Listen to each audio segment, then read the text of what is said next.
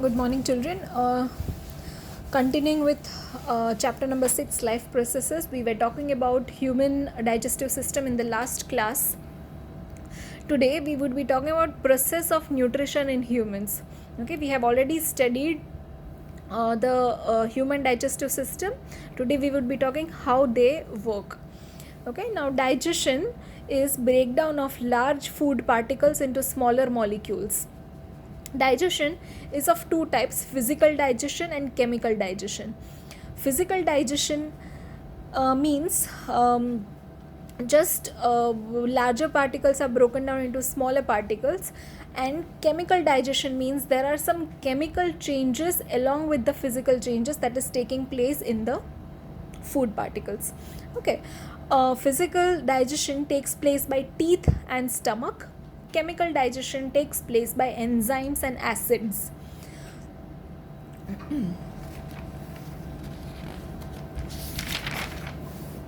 So,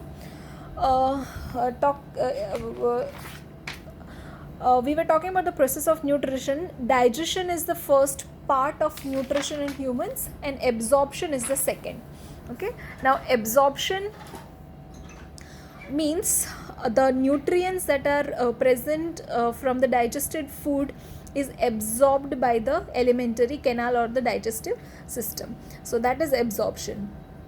Talking about the first part of alimentary canal, which is oral cavity or buccal cavity, it is also known as mouth.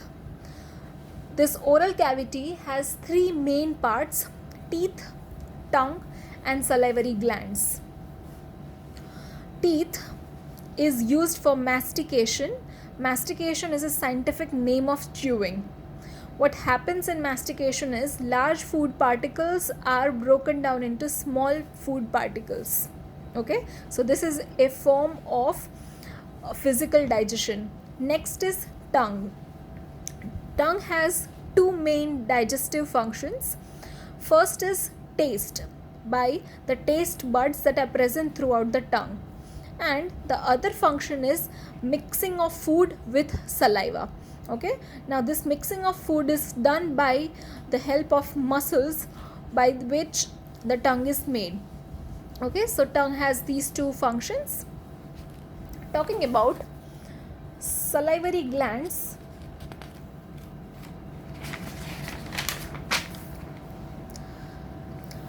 salivary glands produces saliva. Okay, and saliva is combination of water, mucus, and salivary amylase. This salivary amylase is an enzyme.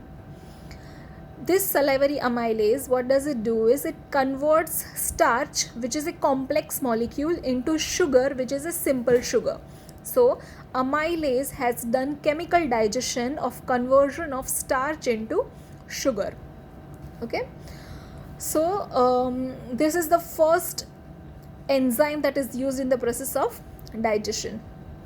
Next organ of digestive system is esophagus. Esophagus is nothing but a long tube that connects mouth to the stomach.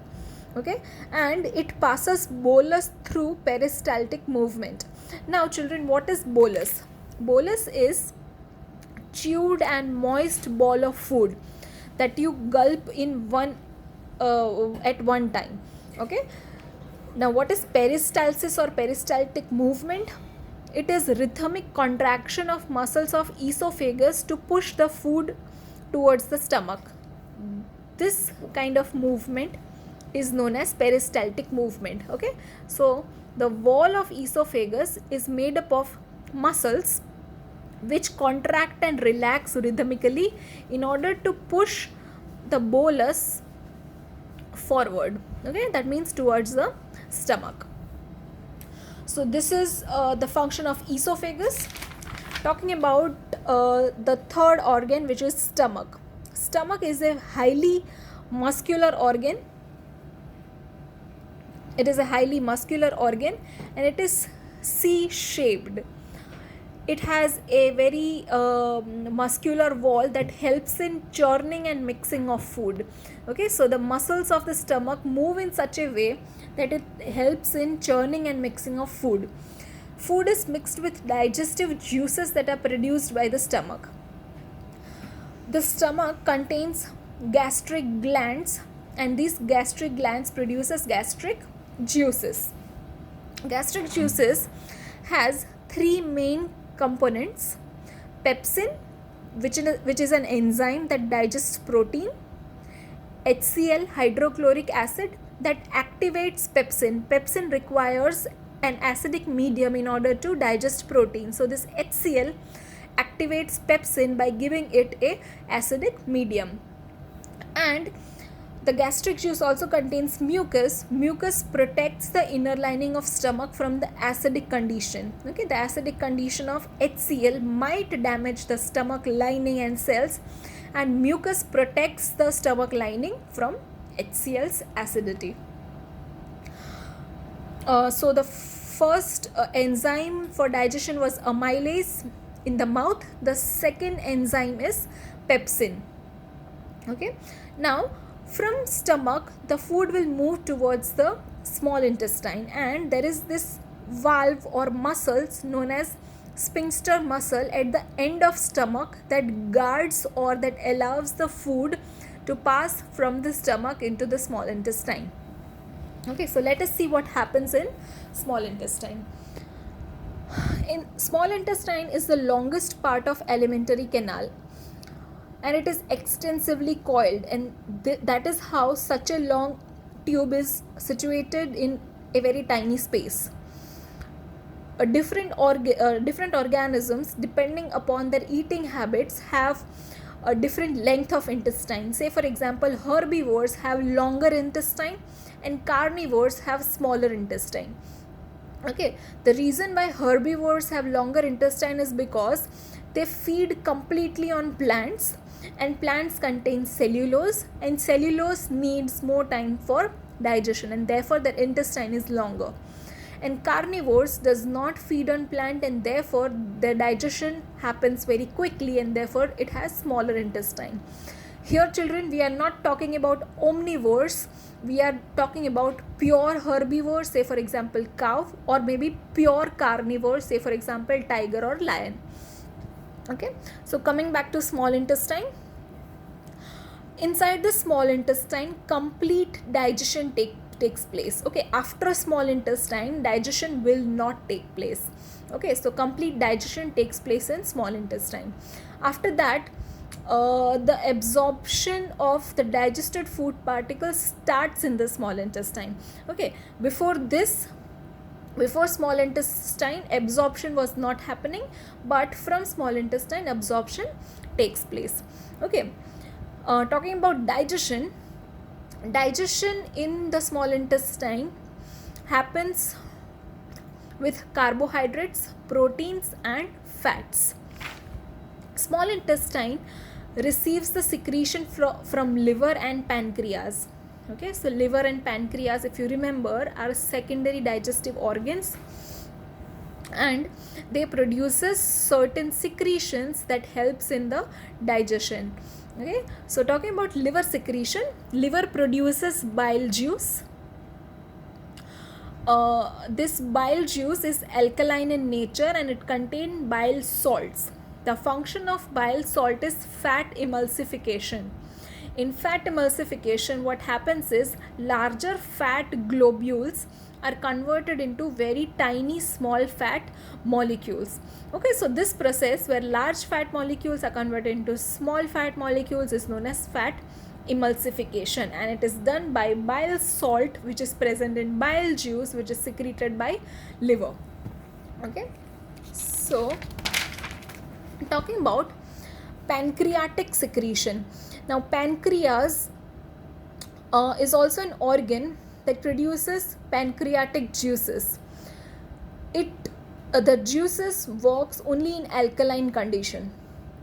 Okay, this juices, pancreatic juices, contains lipase and trypsin. What does lipase do? It digests lipids, and trypsin digests protein. Okay, now other than liver secretion and pancreatic secretion, small intestine also secretes its own juices, which is known as intestinal juices. Now this intestinal juices produces enzymes. Okay, which type of enzymes? The enzymes that digest protein into amino acids, carbohydrates to glucose, fats to fatty acids and glycerol. Okay, so this was all about digestion that takes place in small intestine, talking about absorption that is taking place in small intestine. Now, as I told you earlier, absorption of digested food takes place in the small intestine, and this takes place with the help of a structure known as microvilli. Microvilli is nothing but finger-like projections that are found in the inner lining of small intestine. Say for example, this is the small intestine and this is the inner lining of small intestine. As you can see, it has many finger-like projections, and these finger-like projections are known as microvilli. Now what does microvilli do? It just increases the surface area so that maximum amount of food, digested food, is absorbed. Okay, now each cell here is rich in blood vessels, so directly the digested food is absorbed inside the blood vessel and is transported throughout the body. Okay, so this was all about small intestine. Talking about large intestine, in large intestine digestion will not take place, only absorption will take place, and also absorption of only water will take place from the undigested food. Okay, now talking about rectum, what does rectum do? It stores feces. Now feces is undigested food particles. Okay, it will store feces until it is excreted out by the anus. What is the function of anus? It removes feces, and this removal is regulated by a valve which is known as anal sphincter. Okay, so this was all about human digestive system. We would be starting with a different system in the next class. Thank you for today.